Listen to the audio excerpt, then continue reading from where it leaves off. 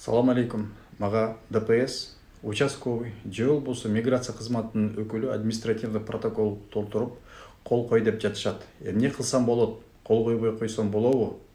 Жана ушундай маалдарда эмне кылышыңарга жооп катары видео аркылуу жоопту YouTube каналыма жүктөп коюуну туура көрдүм. Эң биринчиден, мүмкүн болсо, эч качан мыйзам бузбагыла. Мыйзам бузбасаңар, демек силерди да жоопкерчиликке да тартканга укуктары жок болот. Дагы бир жолу айтып коет элем, незнание законов не освобождает от ответственности деп коет.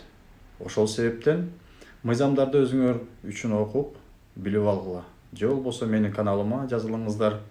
Мыйзам жана мыйзамдуулук жөнүндө видео тасмаларды чыгарып турам.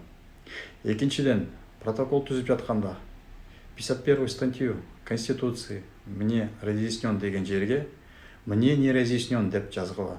Жана русским языком владею деген, же болбосо в переводчике не нуждаюсь деген жерге русским языком не владею, не понимаю, в чем меня подозревают деп жазып кол коюп койгула.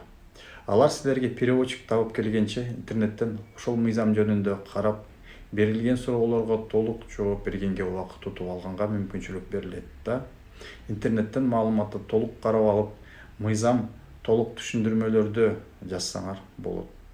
Үчүнчүдөн, кол койбой койсоңор, от подписи отказался деп жазып коюп, өзү эле кол коюп, материал боюнча чечим чыгарганга толук укугу бар.